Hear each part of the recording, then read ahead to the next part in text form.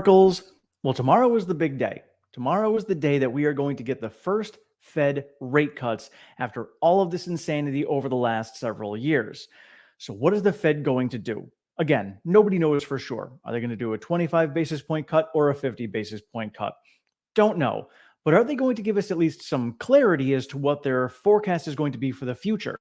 We really haven't gotten a ton of clarity from the Fed. We've gotten some small pieces here and there as far as what their plan was going to be. I mean, for instance, way back when they started hiking and they were getting closer to the end, they said they were going to stay higher for longer. That actually held out to be true. They definitely stayed higher for longer. As a matter of fact, their original plan was to be cutting rates back in the spring in Q1 or Q2 of this year. They ended up staying until now. So here we are at the end of Q3, and the Fed is now finally looking to cut. So that is at least held true. So the next question is what are they going to give for clarity going forward with all of the rate cuts? And are they actually going to give us clarity? So far, we haven't had a ton of it, so we shall see what they have to say. Now, if this is some content that you guys like, please hit that like button and subscribe down below. It really helps the channel and the algorithm to get this in front of more people's faces. So with that said, now looking forward to what they have to say tomorrow, it looks like we may end up getting some sort of clarity, at least for the next 6 weeks, as far as between now and November's meeting are probably going to be a full 75 basis point cut. Now, we don't know if it's going to be 25 this time and 50 next time, or 50 this time and 25 next time.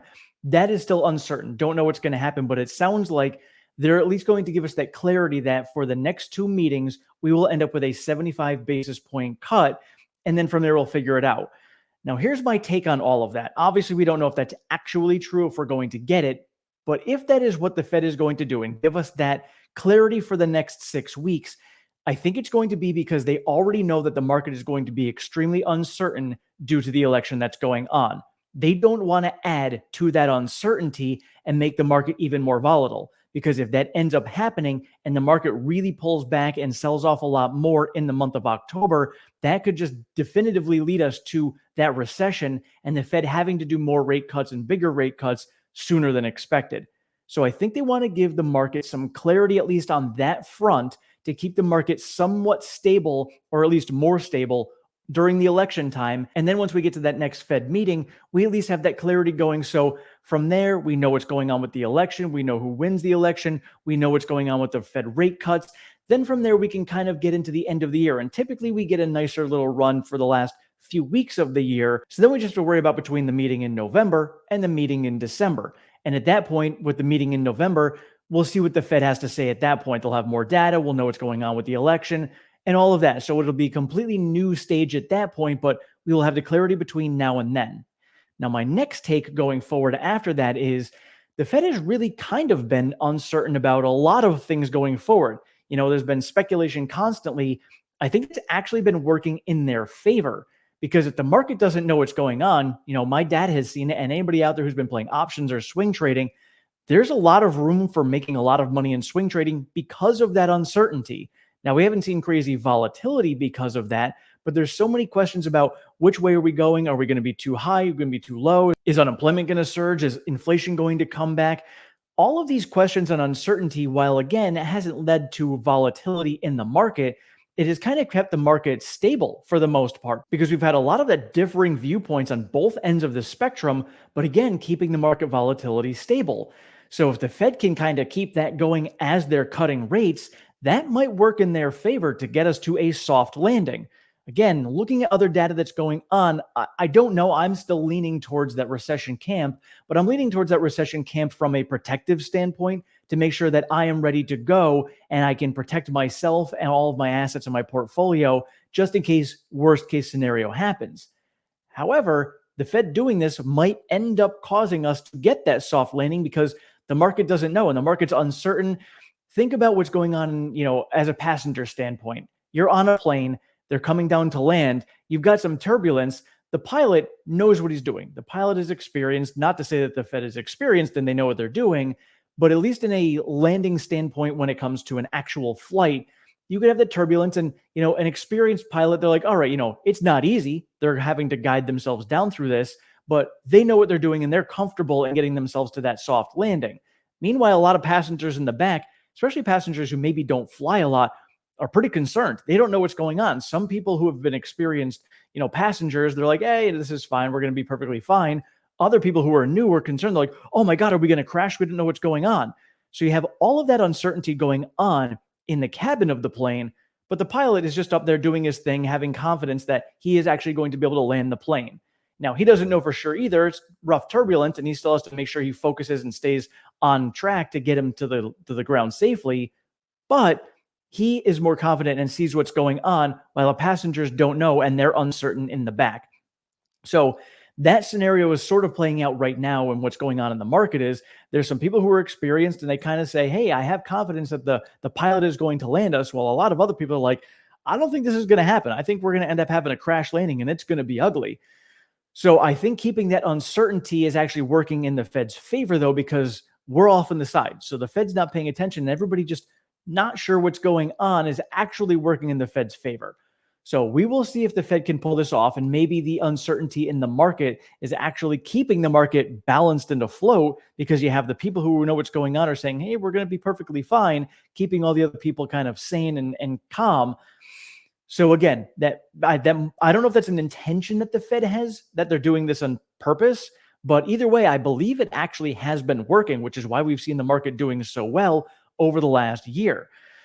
So again, we've basically seen the market, other than two very small corrections that we've seen this year, the market has basically been almost straight up since the end of October of last year.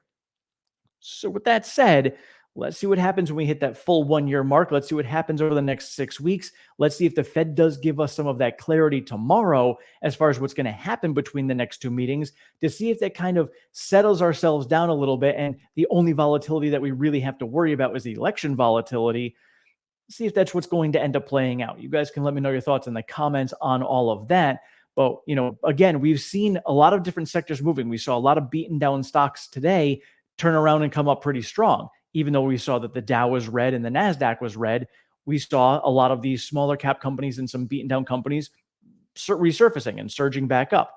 So you see things like that are going on.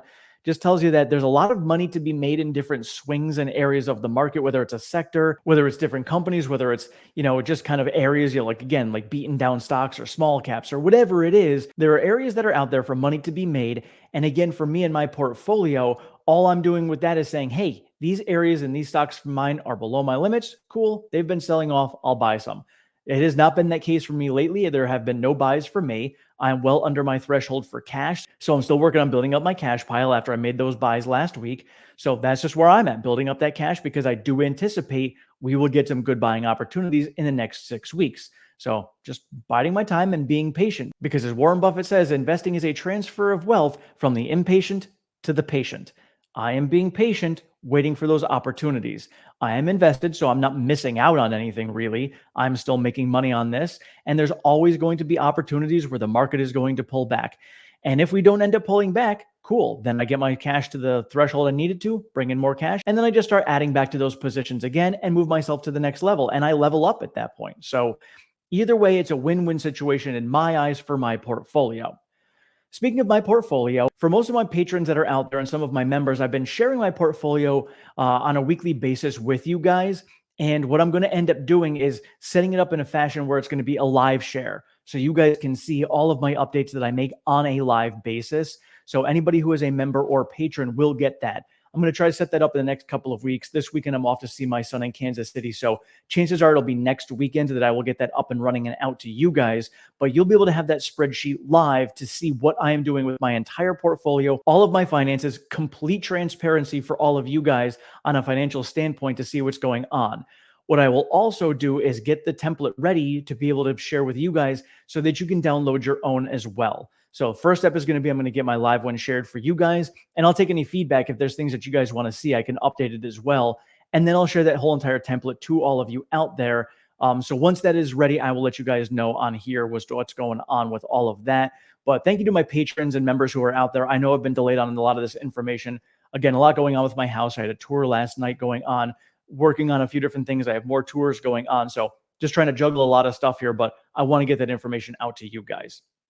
So that's all I've got for you guys today. Let me know what you think is going to go on in the meeting tomorrow. Do you think we're actually going to get that clarity from the Fed tomorrow? Do you think they're going to give us that idea of what's going to transpire? over the next two meetings? Do you think they're just going to do 25 and leave us hanging? Do you think they're just going to give us 50 and leave us hanging? Let me know your thoughts in the comments below. And the dot plot is going to mean a lot when it comes tomorrow, because that's going to give us an indication as to what the Fed is thinking about for the next several meetings in the next year. But again, that hasn't always transpired. So I hate going by the dot plot itself, but the market does track that. So could be an indicator as to what's going on, could kind of show us what's going on with the market as well. So I thank you guys so much for watching. I appreciate all of your support. Have a great one.